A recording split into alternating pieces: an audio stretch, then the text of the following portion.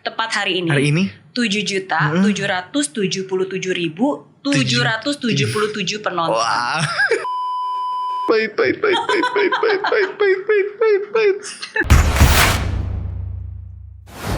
KKN di Desa Penari. Lebih dari 7 juta penonton sampai hari ini. Wow. Luar biasa. Saya termasuk salah satu dari 7 juta penonton itu. Kamera nonton ya? Nonton. Wih, seneng banget. Nonton sama siapa waktu itu? Nonton sama suami. Wow. Dua. Gimana pendapatnya? Are you happy? Oh, to be honest, pertama-tama aku tuh sebenarnya nggak suka nonton film horor. Jadi itu bukan tipe film yang mau aku tonton horor, karena aku nggak suka ya horor-hororan lah gitu kan. Tapi kenapa aku tertarik untuk nonton KKN di Desa Penari? Karena itu bukan hanya memang genrenya horor, tapi tertarik karena kisah nyatanya diadaptasi oleh kisah nyata. Dan katanya kan berapa ya, 80% true story. Bener gak? Ya, sebenarnya inspired by true events ya. Jadi memang kalau sepertinya sih, kalau dugaan aku mungkin emang ada yang disesuaikan untuk kebutuhan film atau misalnya kebutuhan sesuai yang lebih bisa di-relate orang lah gitu. Cuman memang the story is inspired by true events. Oke, dan saya selalu percaya, because saya selalu punya interest untuk true event, true stories, kejadian-kejadian nyata, karena saya selalu percaya bahwa setiap kejadian itu pasti punya cerita, dan setiap cerita kan pasti bagaimanapun juga ada pelajaran berharganya, ada pengalaman berharganya, dan itulah akhirnya mempersiapkan hati, mempersiapkan diri untuk akhirnya nonton. Thank you banget loh. Appreciate banget, karena banyak juga teman-teman yang bilang, aduh takut gitu kan. Tapi aku selalu bilang bahwa KKN Desa Penari itu sebenarnya agak beda dari horor-horor Indonesia pada umumnya yang jump scare, yang apa semua segala macam. Ini lebih ke ya mistiknya. Tapi kalau misalnya emang bisa lebih ngelihat helikopter view-nya gitu ya, bahwa film ini sebenarnya punya value yang bagus banget gitu kan. Di Indonesia ada punya pepatah, di mana bumi dipijak, di situ langit junjung gitu. Jadi sebenarnya ceritanya itu salah satu value-nya yang mau disampaikan sebenarnya itu gitu. Betul. Bahwa bagaimanapun juga, dimanapun tempat kita berada, harus tetap menghargai adat istiadat. Apalagi kita kan dari 270 juta penduduk ya, dari Sabang sampai Merauke, culture-nya banyak banget. Jadi kayaknya istilahnya pasti nggak bisa untuk kita memaksakan satu culture harus berlaku juga di tempat lain. Jadi harus ada adjustment, penyesuaian kayak gitu sih. Iya, setuju banget. Dan Calvin Jeremy, sebagai Anton di filmnya, beda banget loh dari yang aku tonton. Aku baru nonton beberapa hari yang lalu, sampai ketemu sekarang ini emang berbeda, karena memang sengaja bikin jenggot dan sengaja nambahin berat badan. Iya. Ini thank you banget sebenarnya, karena diundang di podcastnya Kameri ini, jadi orang akhirnya bisa kenal juga gitu. Iya kan. Cuman memang kalau dalam dunia keaktoran gitu, ada istilahnya mungkin dibagi 3 lah, paling mendasar ya, fisiologis, sosiologis, sama psikologis gitu. Yang paling quote unquote paling mudah untuk kita rubah ya sebenarnya fisiologis, kayak berat badan, terus juga appearance di wajah, rambut, mata, jawline, segala macamnya kayak gitu. Itu memang request dari sutradara. Nah biasanya bisa kayak by request, sutradara misalnya punya visi apa. Tapi kalau dalam yang case ini, karena aku kerja sama Pawi lebih memberikan kebebasan sih untuk kita kayak bereksperimen. Nah biasanya kalau kayak gitu kita akan bedah skripnya. Nah itu memang ada apa ya, di dalam dunia keaktoran tuh kayak kita bisa menimbulkan empati terhadap karakter tersebut pada saat kita membaca ceritanya, sehingga dia akan memberikan informasi ke kita gitu. Jadi kalau Anton ini kan digambarkan sebagai mahasiswa tingkat akhir, yang KKN ini pokoknya harus berhasil. Nah terus dia juga orangnya introvert sebenarnya. Jadi tempat hangoutnya itu adalah kamar kosannya. Dia cuma punya teman deket itu si Wahyu, yang kemana-mana dia ngikutin si Wahyu ini. So kayak Anton yang itu kocak banget ya. Yang kocak banget. Lihat mukanya aja bikin pengen ketawa. Iya.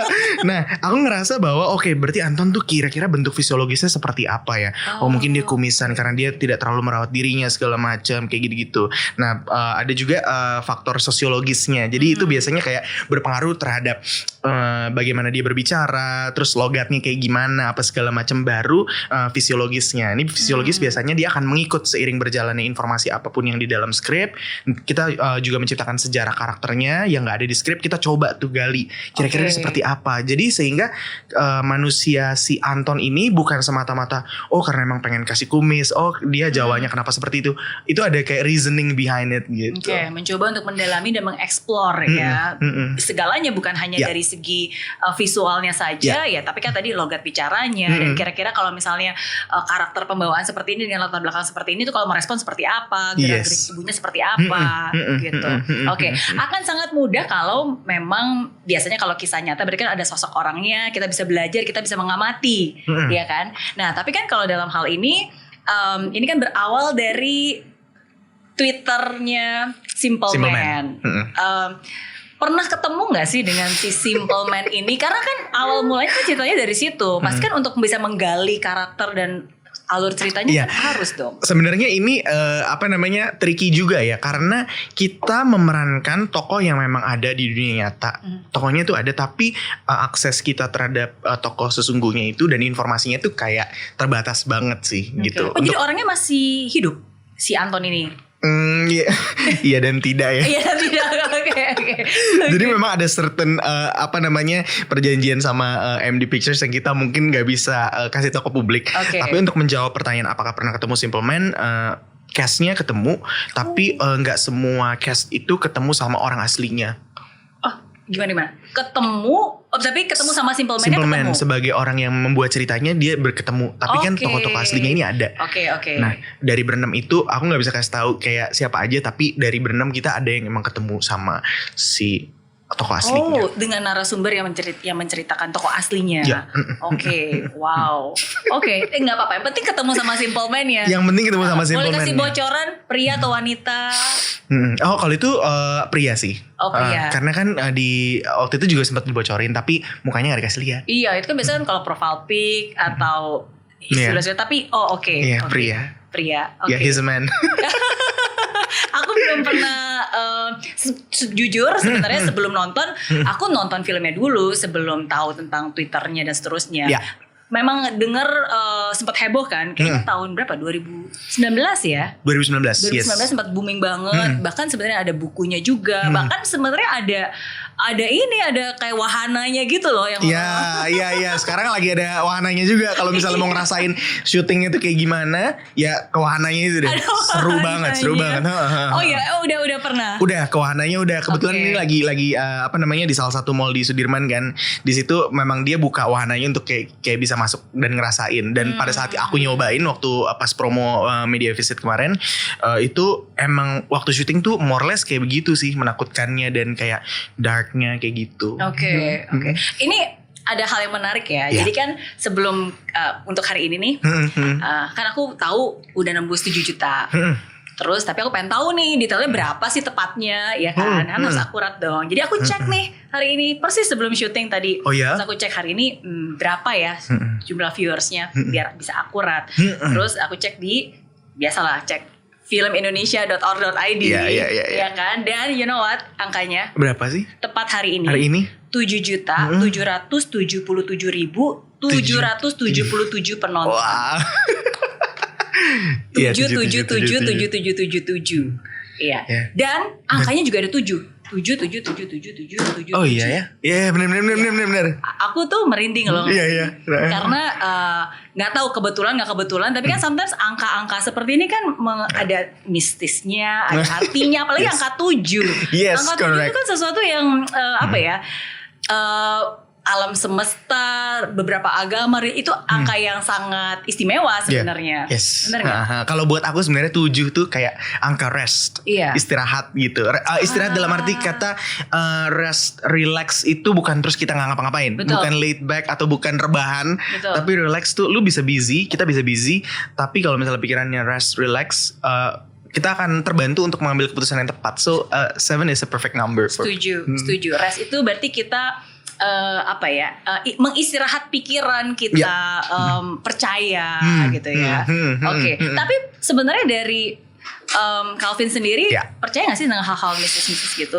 Mistis ya, mungkin bahasanya kalau buat aku lebih segala semua yang nggak terlihat itu ada gitu. Jadi hal-hal ini bukan semua kayak yang kita lihat secara material nyata gitu ada, tapi hal yang nggak kelihatan itu juga ada gitu. Jadi itu sebenarnya jadi salah satu pegangan hidup aku juga sih. Kayak aku cukup ingat sama nasihat papaku ya. Dia selalu bilang bahwa kalau misalnya lu tuh sedang mendaki gunung, kayak yang nggak kelihatan dalam hal ini yang negatif, yang jahat, itu they're not kayak diem aja gitu. They will shooting arrows gitu. So you have to always focus on your kemana kamu mau menuju gitu. Focus on tujuan kamu, your vision, your mission gitu. Karena dan pada saat mencapai itu tuh kayak nggak mudah. Karena ya the devils are keep on shooting arrows gitu. So you have always to be focused, dia bilang kayak gitu. Jadi aku juga mengiyakan bahwa ya memang yang nggak kelihatan tuh ada gitu. Iya, itu saya juga setuju banget.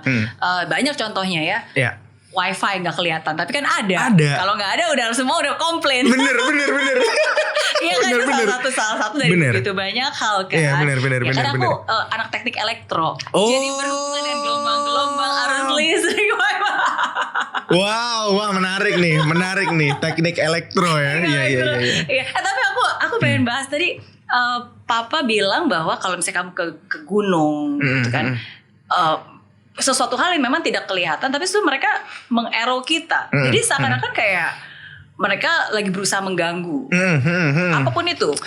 Karena maksudnya sih sebenarnya kayak ya pasti pada saat menuju ke atas tuh nggak gampang, nggak langsung lu tinggal naik terus you reach the point atau you reach your vision gitu. Pasti akan ada gangguan, distractions gitu. Kalau misalnya pepatah juga bilang kan kayak makin di atas makin inilah anginnya makin kenceng gitu kan. Jadi itu untuk membuat aku untuk kayak stay on the track, kayak untuk terus fokus kayak gitu sih. Iya. Dan kalau itu aku setuju banget.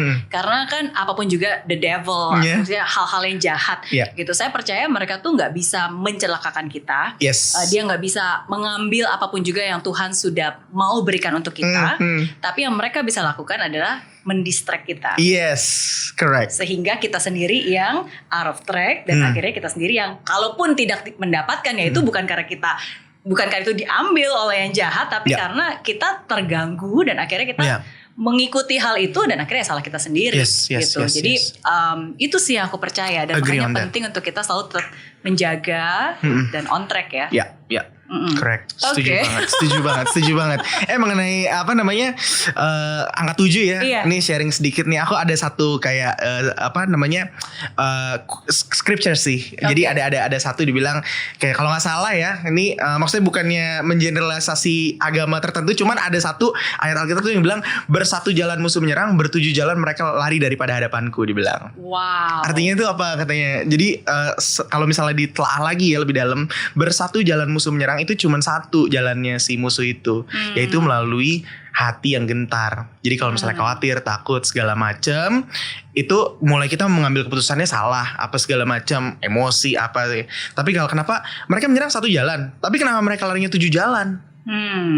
Karena di hari ke-7 Tuhan istirahat. Jadi pada saat hatinya rest, hatinya relax, si musuh yang menyerang itu akan lari ber-7 jalan, lari tunggang langgang sampai 7 jalan. Jadi filosofi wisdom di balik itu adalah kan angka tuh selalu ada artinya kan, bersatu bertujuh. Jadi 7 is a rest, relax. Wow. Gitu. Nanti bisa dicari itu bilangan apa aku lupa. Iya. Tapi aku percaya banget. Aku setuju banget. Setuju. Right? Setuju tuh actually bagus ya. 1, 7 ya kan. Iya. Kita hari ini jadi ngomongin ini ya. Angka. Iya. Iya,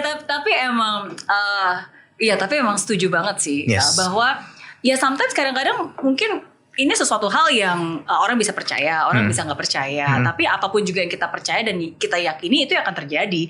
Asalkan, maksudnya kalau orang nanya ke saya, percaya nggak sih akan hal-hal yang kayak tadi angka lah, apapun itulah kebetulan lah. Ya kalau buat saya, asalkan itu membawa sesuatu hal yang baik dan membawa saya ke jalan yang baik, membuat saya menjadi lebih semangat, lebih baik gitu kan, dan hasilnya baik, ya nggak apa-apa, saya akan percaya gitu. Tapi kalau misalnya itu membuat saya khawatir, membuat kita takut, ya kan, membuat kita jadi apa ya, overthinking yang berlebih ya, gitu. Lupakan aja, nggak perlu dipercaya. Rest, relax. Gitu. Ya nggak?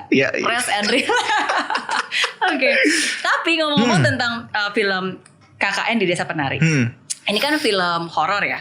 Ini sebenarnya luar biasa loh. Ini jadi film terlaris sepanjang masa.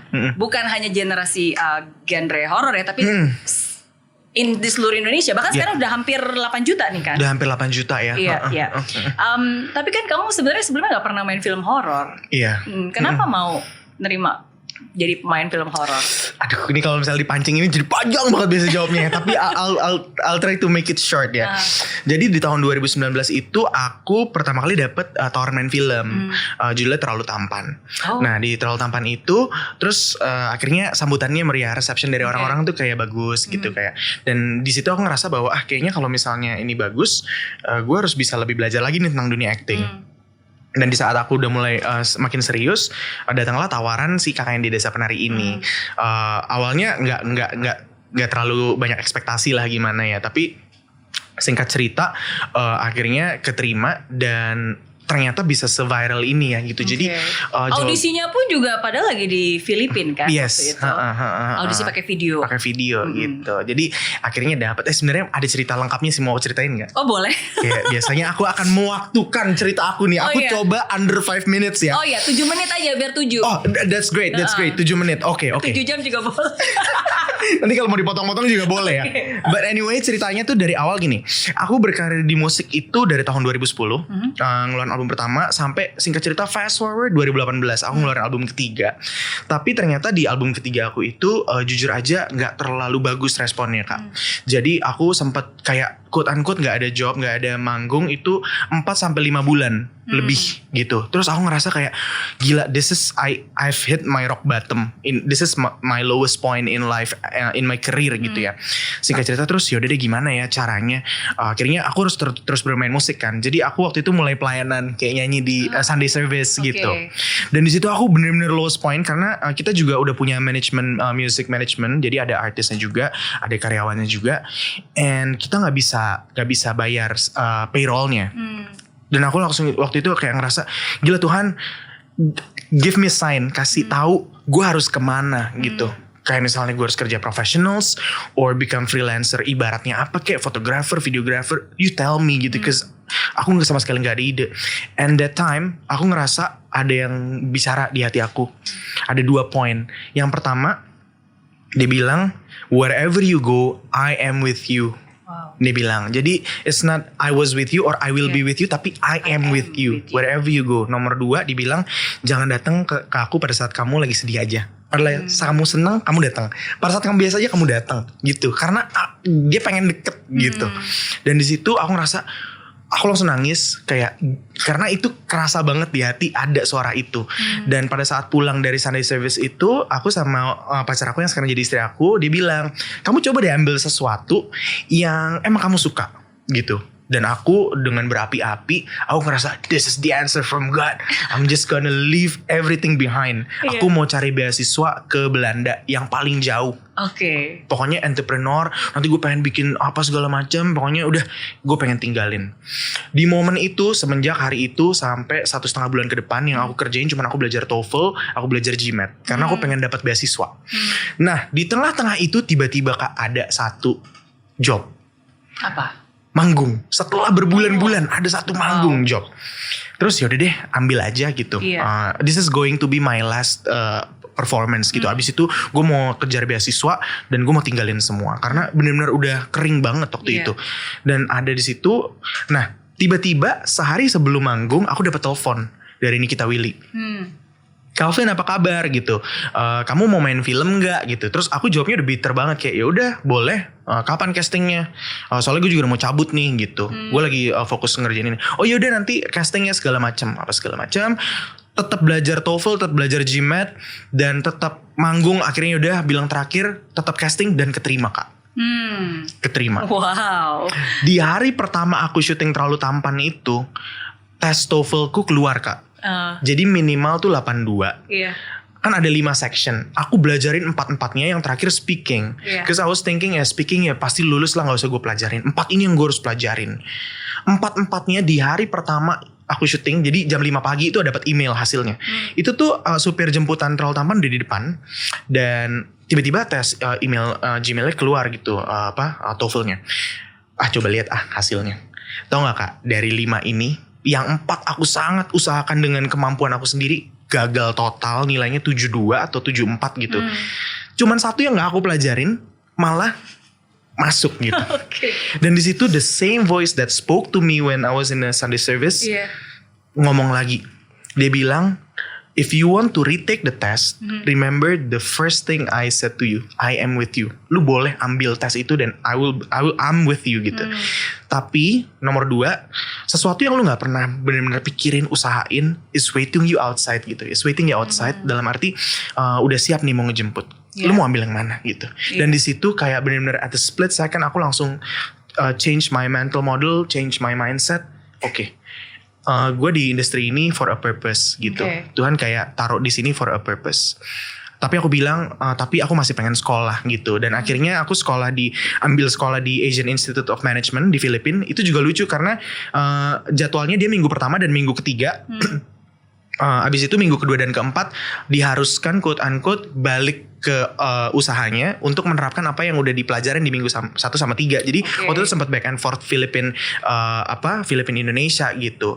Dan di bulan Oktober aku dapat tawaran KKN Desa Penari itu. Karena pada saat aku berangkat ke Filipina pun aku berdoa gitu, Tuhan, ini maksudnya kayak aku mau ambil sekolah, Tuhan udah bukain jalan, but tetap harus ada kan operational buat company gitu. Betul. Apalagi ini tentang kewirausahaan, malu dong kalau misalnya kasih laporan keuangan, loh kok tidak ada sales, kamu usaha apa gitu kan. Tapi dengan luar biasanya tuh waktunya luar biasa banget. Pas Desember dapat KKN Desa Penari itu. Jadi to answer your question, ini kan film horor kenapa mau, actually aku benar-benar kayak ikut aja yang kayak diarahin apa gitu ya. Betul. Dan ya sampai sekarang meskipun sempat ketunda, aku akhirnya juga harus online kuliahnya dan semua, tapi benar-benar amazing banget sih the journey gitu. Iya, karena ya you follow what is true gitu kan. Kamu percaya, dan sebenarnya kalau dari cerita kamu tadi kan Tuhan tetap kasih kamu pilihan kan. Tuhan nggak maksa. Ini loh pilihannya. Kalau kamu mau ngambil tes lagi, I'm still with you gitu kan. Tapi coba lihat sebenarnya ada hal ini juga gitu. And then you get both. Jadi pada saat ngelihat kayak sekarang 3 juta, 4 juta penonton, bahkan going 8, aku selalu kayak merasa bahwa my job is actually done in this movie. Dalam arti ya udah saat bilang kayak it's a wrap, ya udah selesai gitu. Tapi apapun hasilnya itu benar-benar kayak ya sebuah tanggung jawab aja yang aku harus jaga kayak gitu. Jadi nggak ada yang overly proud atau apa kayak gitu. 7 juta Vin, oke siap, mantap, udah nonton, seneng nggak? Ya udah gitu doang. Iya. Bernazar nggak? Kan kadang-kadang ada nih kalau 7 juta ada nazarnya.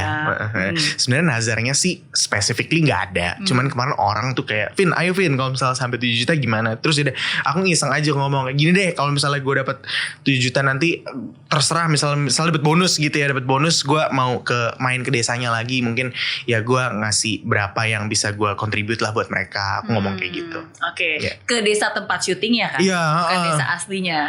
Desa tempat syuting. Oke. Tapi desa aslinya sebagai pemain tahu nggak sih sebenarnya? Tahu. Oke. Tapi ya of course nggak bisa diinfokan ya. Oke. Tapi pernah kesana nggak sih ke desa aslinya? Ke desa aslinya sih enggak. Kita cuma dikasih visualnya aja. Oh. Visualnya kayak gini nih gitu. Oke. Maksudnya dikasih visual tuh dalam bentuk video, foto. Supaya kita bisa kayak mendalami. Iya. Dan mungkin bisa meremake visualisasi yang ada di filmnya ya. Yes. Oke. Aku sometimes pas lagi nonton ya, saya merasa wah ini is it a set atau ini sebenarnya benar-benar desa, karena kan ada banyak kayak batu-batuan, apa ya, yang menurut saya tuh kayak benar-benar real banget gitu, kayak rumahnya, segalanya gitu, itu memang benar-benar real di situ berarti ya. Jadi banyak yang pikir itu real, tapi jadi art directornya film KKN ini salah satu yang paling bagus di Indonesia, namanya Pak Iwen. Jadi semuanya itu sebenarnya by design. Jadi itu sebenarnya di syutingnya namanya Hutan Wonogomo, hutan lindung punyanya UGM, dan di situ rumahnya, gapuranya semua itu set Jadi pada saat nonton kan behind the scenes-nya Kakak Desa Penari ada di YouTube channel aku juga tuh sampai 13 episode, semua nontonin.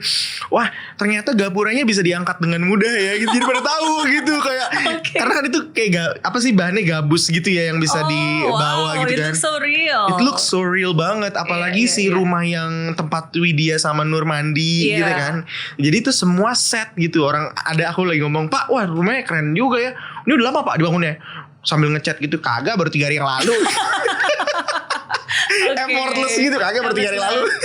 Iya. Tapi kalau jalanannya kan ada tuh adegan yang naik motor, itu kan memang nggak bisa dilewatin oleh mobil, ya kan, jalan jembatannya itu real dong. Jembatannya real, tapi daun-daunnya dan yang membuat ambience itu kayak jadi kayak lebih dark itu tuh buatan. Jadi sebenarnya jembatan itu bersih, tapi kan ada daun-daunnya tuh. Daun-daunnya itu juga teman-teman set. Jadi luar biasa banget sih setnya. Effort. Emang layak dapat hampir 8 juta. Yes, amin. Jadi sebenarnya kalau membuat sebuah film tuh kita istilahnya ensemble. Ensemble teman-teman juga kemarin dari media dia bilang sebenarnya fenomena seperti ini belum tentu 5 tahun sekali terjadi, Vin gitu. Kenapa aku bilang ensemble? Karena semuanya tuh benar-benar harus bekerja sama. Bahkan mulai dari yang paling ibaratnya paling kecil ya kontribusinya itu mempunyai kontribusi terhadap kesuksesan film ini gitu. Jadi aku diajarin juga misalnya let's say jangan lu pikir ada istilahnya PU kan, pembantu umum gitu. Itu harus baca skrip juga ibaratnya. Kenapa? Karena dia harus tahu kapan dia harus masukin makanannya, makanannya hari ini apa. Jadi harus nyesuaiin juga. So it's really teamwork sih for me ya, mulai dari yang paling kecil sampai ya MD Pictures gitu. Iya, setuju banget. Karena kan dulu aku juga bersyukur banget film Mary Riana kan juga diproduksi oleh MD Pictures kan. Right. Oh iya. Aku nonton. Pembuatan film tuh benar-benar effort banget. Dan sedetail-detailnya bahkan kayak kita harus ganti baju, kostum. Abis itu kan kita ganti adegan kan. Kan kostumnya harus tetap sama persis, letaknya, setnya segala macem. Jadi attention to detailnya is very important sih. Luar biasa banget. Aku mau nanya dong soal film itu ya kayak. Oh boleh. Jadi gantian nih jadi yang nanya. Satu kali aja aku ada satu momen boleh. Yang benar-benar kayak nyes banget di hati. Waktu film itu. Jadi ada Chelsea Islan yang memerankan kakak kan, dia makan roti sama air mineral gitu ya. Terus dia harus ngumpet, itu benar terjadi gak sih? Oh itu benar. Benar. Adeli kan dulu gara-gara kerusuhan 98 akhirnya aku merantau, tapi kan karena gak pernah mau plan sekolah luar negeri, gak pernah take TOEFL segala macam itu enggak. Jadi udah aku merantau ke sana dengan uang yang ada. Punya hutang, tapi ternyata uang hutangnya juga gak cukup untuk biaya hidup. Ya akhirnya udah ngirit-ngirit lah. Dan salah satu caranya ya itu ngumpet-ngumpet makan roti di toilet gitu. Jadi ya that's itu kejadian-kejadian kayak gitu tuh sebenarnya membentuk kakak sekarang gak sih dengan kayak punya kayak gini gitu loh. Kayak pada saat mau marah, pada saat mau bete misalnya ya, itu ada jadi pengingat gak sih kayak lu pernah di sini loh? Oh gitu.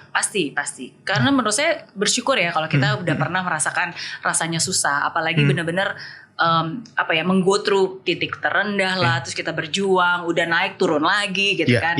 Karena hanya dengan itulah ketika kita berhasil ya kita benar-benar mengappreciate, kita menghargai gitu. Dan di saat itulah kita juga bisa lebih berempati karena kita tahu ada orang-orang yang juga mungkin sekarang sedang berproses gitu. Karena kan kita pernah berada di situ. Jadi ketika kita bertemu dengan orang yang sudah berhasil, ya kita juga tahu kita tetap rendah hati, nggak sombong. At the same time ketika kita bertemu orang yang mungkin sedang dalam proses susah, ya kita juga ingat pernah kita laluin gitu kan. Jadi itu walaupun memang nggak mudah ya kalau kita sedang berada di dalam titik itu, susah, nggak ada harapan, kita udah berdoa tapi belum ada jalannya. Itu kan sometimes even though we know semua akan indah pada waktunya, ya kan? Semua, tapi kan kalau lagi saat susah, kapan? Saya tahu itu, tapi kan susah gitu. Tapi ya itu kan proses yang menguatkan kita kan. Yes. Itu kan ujiannya. Iya. To have faith. Yes. Faith doesn't make things easy, but faith will make things possible. Wow. Gitu. Powerful. Amin.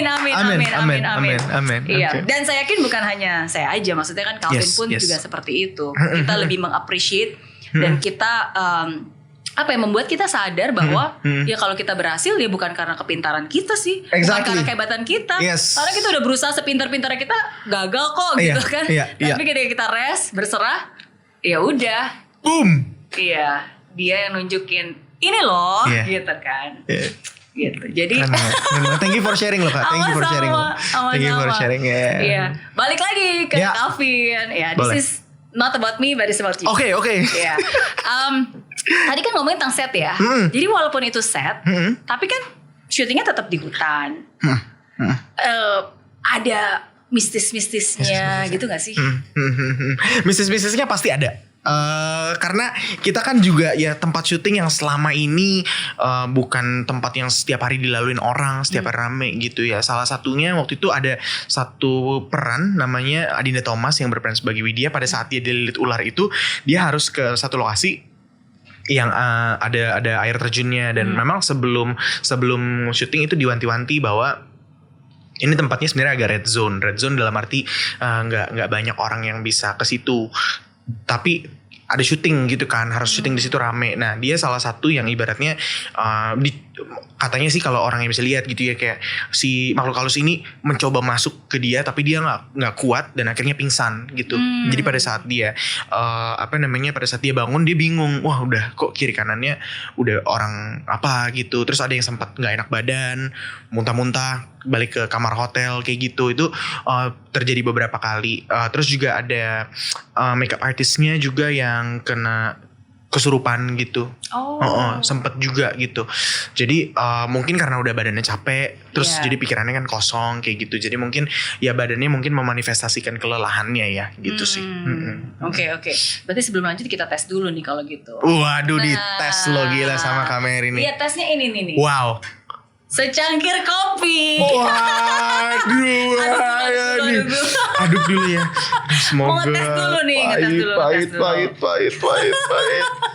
Oke, yang udah nonton film KKN pasti tahu adik. Oh my god. Pahit.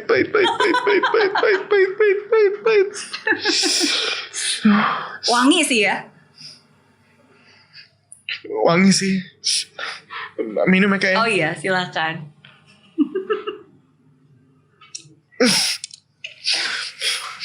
Pahit Kak. Yang bener. Kalau yang manis cuma kopi M soalnya. Bisa aja. Ya nih pahit Kak, pahit Pak. Oh, pahit ya. Pahit ya. Oke. Berarti aman. Berarti aman. Duh, untungnya dikasih bukan kopi M jadinya pahit. Ya, jadi buat kalian yang lagi nonton, komen di bawah, komen yang paling menarik akan mendapatkan voucher dari kopi M. Boleh ya? Boleh. Beneran. Walaupun impromptu gak apa-apa. Nanti bagi-bagi rezeki giveaway. Bener.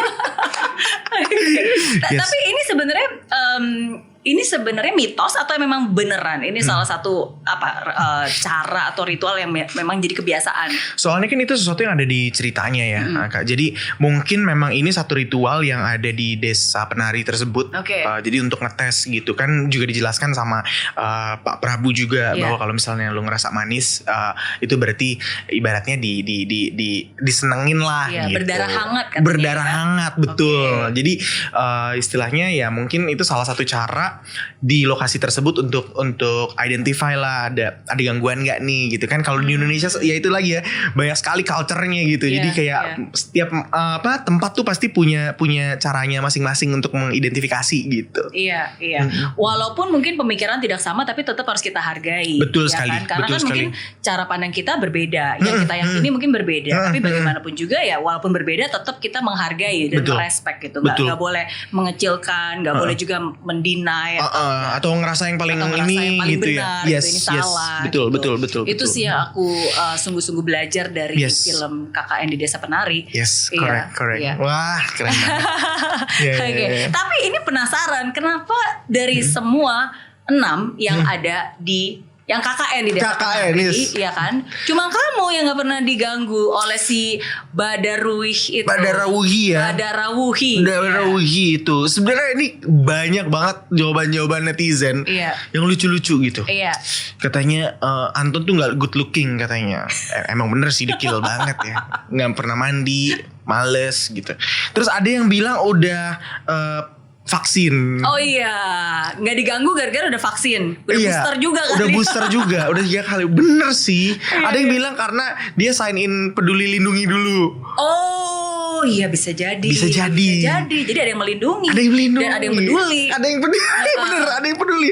Ada yang bilang istilahnya kodamnya tuh yang ngejagain tuh banyak gitu ya. Tapi sebenarnya sebenar-benarnya sebagai orang yang menghidupkan karakter Anton, aku pun nggak tahu kan. Udah menunggu ya coba deh. Padahal pengen digangguin. Kayak ganggu supaya saya screen time banyak gitu kan. Mungkin kalau dari bahasa teknisnya karena banyak yang nggak dimasukkan ke dalam scene misalnya seperti itu. Tapi aku juga baru sadar setelah si akun di Henry siapa gitu di TikTok ini yang membuat ada satu yang gak digangguin. So aku pikir bener juga ya, gue gak digangguin gitu selama film gitu kan. Terus kasih tahu ke keluarga kan biasanya, emang apa nih ada lagi viral nih di TikTok. Bagus, itu karena doa mama papa kamu tidak diganggu. Banyak yang mendoakan. Amin, haleluya. Sampai aku bilang kan ada kawan gereja juga kan. Jadi sebelum syuting tuh dia datang ke Jogja. Terus kayak ya biasa lah kita kayak makan. Terus kayak kita gue lagi syuting nih di sini. Kita doa bro, kita sama-sama doa gitu. Terus pas ada viral itu terus aku kirim ke dia, bro nih gara-gara kita berdoa nih bro. Doa emang mukjizat. Ajaib, penangkal. Aduh kocak sih, cuman ya itu bergulir di sosial media ya. Pada akhirnya aku juga bersyukur gitu kayak banyak pembahasan daripada netizen gitu, dan semua komennya lucu-lucu yang kayak Anton jelek, Anton dekil, Anton gak pernah mandi gitu. Tapi kan itu kan ya omongan netizen ya, jadi kita anggap lucu aja gitu. Tapi pas aku nonton film itu sebenarnya itu komentar kita berdua sih. Maksudnya aduh paling kasihan tuh si Anton ini. Kasihan karena dia gak tahu apa-apa. Ya kan gak tahu, gak pernah. Maksudnya tiba-tiba langsung yuk kita cabut, nggak bisa di sini lagi gitu kan. What's going on, kamu nggak pernah tahu apa yang mereka lakukan, kamu nggak pernah tahu apa yang terjadi gitu kan. Bener, dan waktu itu aku si karakter Anton ini mempunyai kepentingan bahwa kakak ini harus selesai karena misalnya kalau nggak selesai dia DO ceritanya kan? Betul. Jadi kayak sebenarnya yang menahan mereka ini kayak ini nggak bisa dicoba dulu karena gue punya kepentingan loh di sini. Dan sebenarnya ceritanya itu kan kalau Wahyu sama Anton adalah dua orang pelengkap karena mereka nggak bisa KKN berempat aja, jadi harus nambah member dan kita berdua. Sebenarnya kalau secara pertemanan ini agak-agak outliers nih si Anton sama Wahyu gitu. Oh jadi sebenarnya yang berteman itu si empat ini. Iya si empat ini, Nur, Widya, Bima sama Ayu. Oh iya betul gitu. Jadi kayak gue gak tahu apa-apa gitu. Cuman balik lagi kalau misalnya aku mencoba menganalisa ya kenapa dia gak diganggu. Mungkin karena orangnya bilang santuy bahasa anak netizen kan santuy, relax gitu ya. Itu sih kayak chill aja gitu. Betul. Dan selalu berpikir positif sih. Yes. Maksudnya kalau aku ngelihat lagi ke filmnya, ini harusnya bukan spoiler ya, atau justru membuat orang lagi penasaran. Sebenarnya si Wahyu itu harusnya gak akan diganggu. Tapi gara-gara pas lagi dia naik motor, terus dia mulai nih, wah kalau mogok gimana ya gitu. Tiba-tiba mogok beneran kan. Bener. Hati-hati dengan kata-kata. Bener. Kata-kata bisa jadi nyata. Kata-kata bisa jadi nyata. Itu pertama kali nonton dan beberapa kali nonton ya di bioskop pada saat Wit, Kak ngomong dong biar aku tahu kamu di belakang nih ngomong gitu. Wit, kalau misalnya tiba-tiba motornya mogok gimana? Itu satu bioskop langsung terus langsung mati. Hati-hati nggak boleh ya, karena ya itu kan sometimes kadang-kadang kalau misalnya tadi Calvin bilang bahwa anggap aja nih misalnya kayak memang ada yang nggak bisa kita lihat dan memang mereka nggak bisa menjahatkan kita tapi mereka bisa mengganggu. Nah kalau kita berprasangka buruk, berkata-kata buruk, itu kesempatan buat dia nyamber dan ya udah terjadilah gitu kan. Jadi kita nggak harus menjaga. Sebagai teknik elektro pasti ya kan. Oh iya. Karena kalau wave itu nyata kan. Betul, dua frekuensi yang sama nyambung nyata. Iya kan. Makanya antena di TV sama channel TV kalau frekuensinya beda nggak muncul tuh semut-semut. Tapi kalau frekuensinya sama muncul gambarnya. Keren. Gitu. Keren. Tapi serius loh. Kadang-kadang kita pikir aduh jangan sampai mogok, jangan sampai diputusin, jangan sampai gagal. Ya itu kan kadang-kadang kekhawatiran yang berlebihan dengan kata-kata yang kita yakini walaupun itu negatif jadi celah.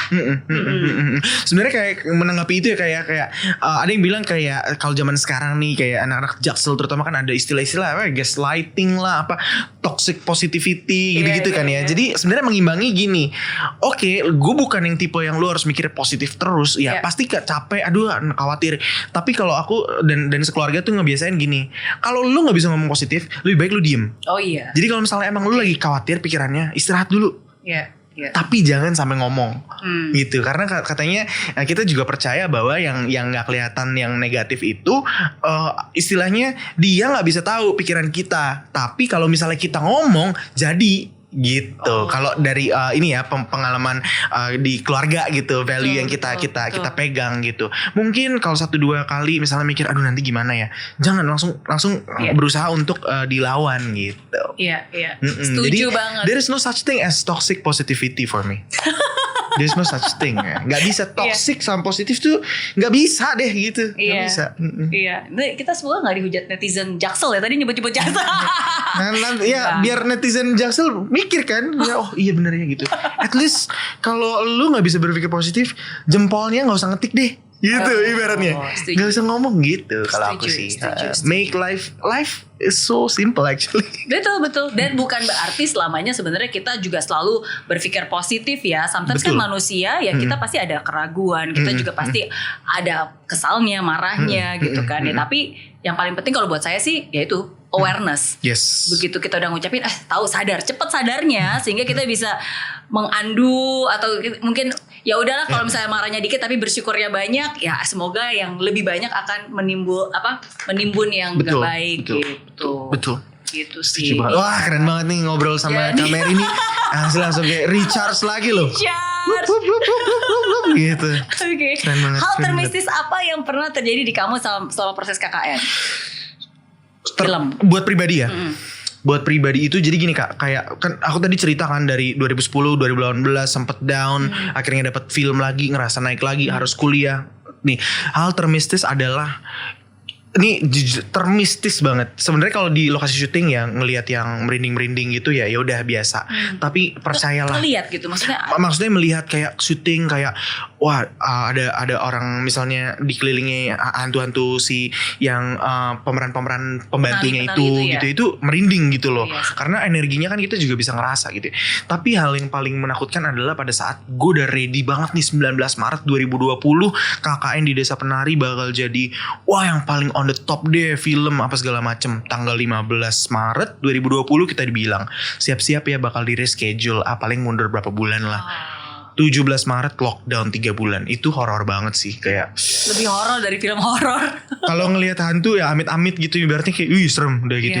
Tapi ini 2 tahun berproses itu horor sih. Kalau misalnya ngeliat lagi aduh berat banget ya gitu. Tapi ya anyway udah dilewatin dan justru dalam 2 tahun tuh memproses untuk kayak punya mindset yang lebih ready untuk menerima semua animo ini, jadi lebih siap gitu. Dan semua indah pada waktunya. Indah pada waktunya. As cheesy as it sounds, it's true. But it is true. It is true.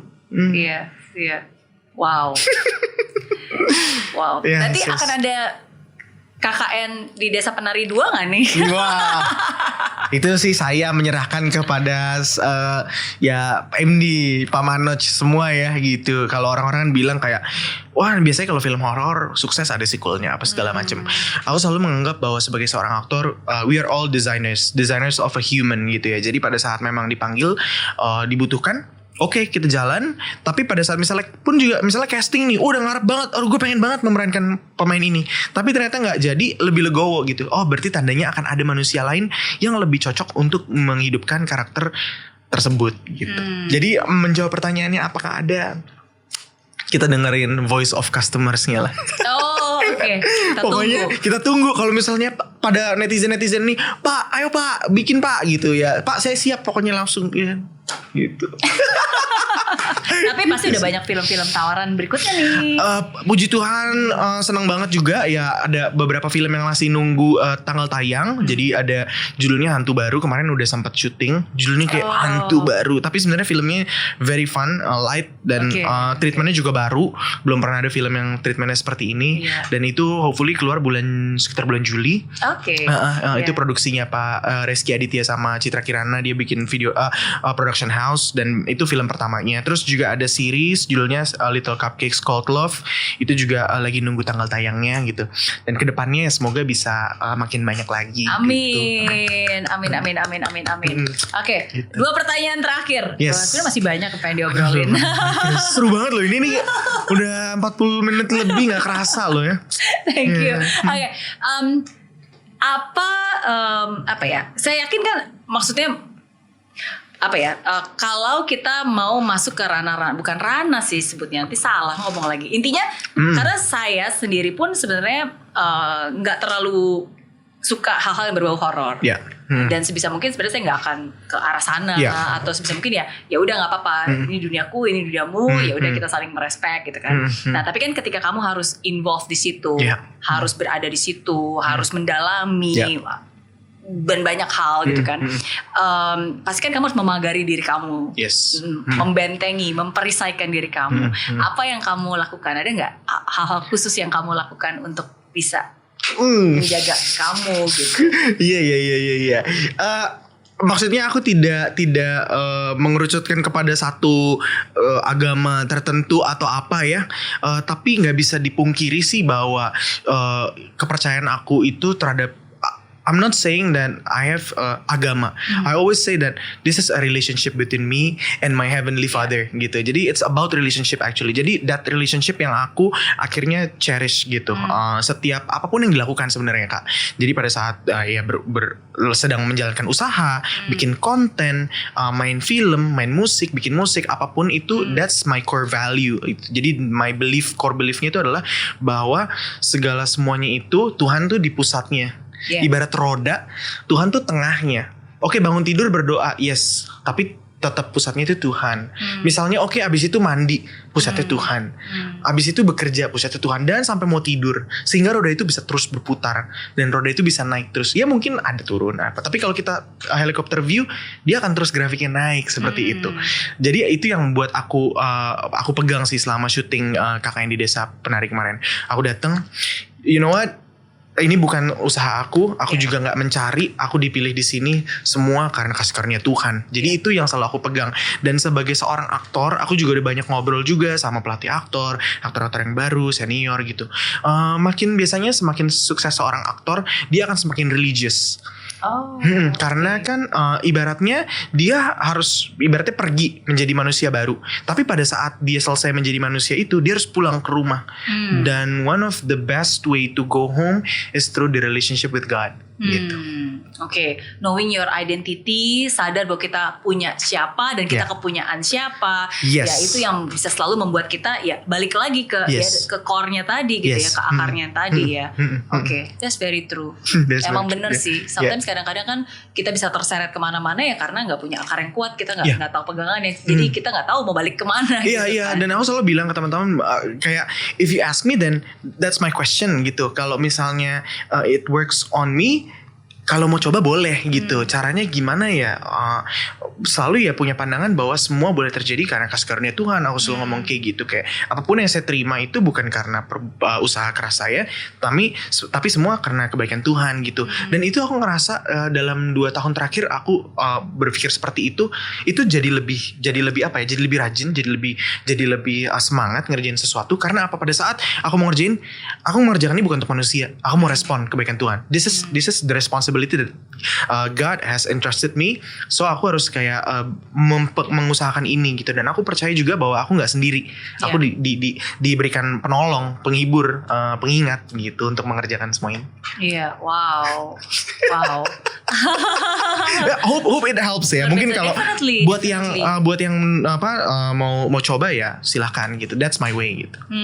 Oke. Ya, tapi itu saya setuju banget sih. Dan saya yakin Kelvin pun juga bisa berada di sini ya pasti karena dari kecil pun papa mama orang tua selalu mendoakan, memberikan support dan ya mendidik ya membuat kamu bisa mempunyai keteguhan dan keyakinan seperti ini. Ya itu benar banget. Itu sesuatu yang aku nggak bisa deny ya. Maksudnya ya keluarga juga punya peranan yang sangat penting sih. Oke. Terakhir, berarti pelajaran paling berharga yang kamu dapatkan dari journey kamu di KKN Desa Penari ini? KKN Desa Penari, jujur aja nggak ada sedikit pun kepikiran bahwa KKN itu bisa menjadi film nomor 1 gitu ya di Indonesia gitu. If we're talking, mungkin 3 minggu yang lalu aku ngomong ke diri aku kayak, bro, lu bakal KKN bakal jadi nomor 1 loh. Mungkin nggak percaya gitu kak. Kayak filmnya hebat-hebat semua, jago-jago semua gitu. Dan yang aku pelajarin bahwa ibaratnya yang pasti adalah dari semua itu kita bakal ketemu lagi nih, wah yang senang-senang, yang sedih-sedih, yang apa semua bakal. Tapi buat aku the most important thing itu adalah to know yourself better. Gitu. Kalau buat aku ya pembelajaran bahwa semakin diangkat naik tuh semakin sadar bahwa ini adalah tanggung jawab. Ini bukan hasil usaha aku. Ini semua karena kebaikan Tuhan. Terus selalu diingatkan purpose-nya in life, mau ngapain di dunia ini, kayak gitu sih. Jadi self awareness tuh, makanya pada saat Kak Mary tadi ngomong self awareness, that's it gitu. Karena buat aku itu membantu banget ya. Aku sebagai musisi kayak energi aku kan kayak wah berlebih gitu kalau cerita berapi-api. Sempat ada di masa, bukan sempat, lama dia masa kayak emosian segala macem. Tapi dengan berproses dari KKN mau tayang nggak jadi dan sampai sekarang ini, setiap aku punya feelings gitu aku tanya ke diri aku, kenapa kamu ngerasa kayak gini gitu. Banyak orang yang di apalagi di Jakarta dan kota-kota besar yang sangat berjalan semuanya cepet itu lupa ngomong sama diri sendiri gitu. Dan itu yang aku pelajarin sih. Ask yourself gitu, kenapa kamu ngerasa kayak gini gitu. Kayak misalnya oke, lu capek, you need rest kayak gitu-gitu. Jadi self awareness really taught me so many things. Dan itu benar banget sih. Karena sampai kadang-kadang ketika kita punya perasaan ya, mungkin kebanyakan orang udah ignore aja, tapi nggak bisa di-ignore kalau tapi ya yuk, oke, kamu ngerasa ini. Kenapa kamu merasakan ini? Triggernya apa? Kenapa? Jadi ya hanya dengan itu kita jadi menyadari, dan hanya dengan ketika kita menyadari kita jadi tahu dan bisa cari solusi gitu. Kalau kita ignore, enggak aku nggak sedih, enggak aku nggak ini, ya akhirnya lama-lama itu cuma jadi bom waktu aja ya kan. Yes. Dan momen pertama kali aku sadar itu adalah this quote yang bilang it's okay not to be okay. It's okay not to be okay. Kayak aku dan kehidupan berumah tangga aku juga sekarang aku selalu bilang bahwa the key adalah quote unquote nih ya, jangan di cut, tapi adalah ketelanjangan. Ketelanjangan dalam komunikasi maksudnya. Jadi kayak our brokenness itu aku selalu komunikasiin banget. Aku ngerasa kayak gini. Aku ngerasa kayaknya root problemnya ini deh. What do you think? Gitu. Nanti kita akan berproses bersama gitu. So knowing yourself is one of the most important things. Iya. Setuju. Setuju. Tapi aku belajar banyak banget sih dari hari ini dan juga dari film KKN. Seperti tadi saya bilang, itu bukan jenis film yang biasanya selalu aku tonton, tapi aku sengaja nonton karena saya tahu pasti ada maknanya. Dan memang benar, satu hal yang aku pelajari banget sih, benar-benar there's no shortcut to success ya. Maksudnya apapun itu, dan seringkali cara orang-orang negatif atau roh-roh negatif itu mengattract kita kan dengan itu shortcut. Pengen dapat pacar, pengen dapat gebetan, akhirnya udah pakai cara ini aja, pakai selendang ini, pakai ini gitu. Dan ketika kita coba-coba, tapi sebenarnya tanpa kita sadari kita sedang mengikat perjanjian itu, dan itu akan benar-benar mengikat, itu nggak bakal bisa lepas, susah sekali gitu. Jadi harus benar-benar aware, sadar, tahu, dan banyak-banyak berdoa. Yes. Knowing yourself better. Iya, sukses terus buat Calvin. Kak, sukses terus ya. Thank you banget udah sharing. Aku juga belajar banyak, dan pasti yang nonton juga belajar banyak. Thank you so much. Sama-sama. Ya, ditunggu film berikutnya. Ditunggu lagu berikutnya juga. Ditunggu semua yang baik-baik dalam hidup kamu. Yes Kak, dan juga Kak Mary tetap semangat untuk memberikan dampak dari Indonesia untuk dunia ya. Amin. Wah, tahu nih.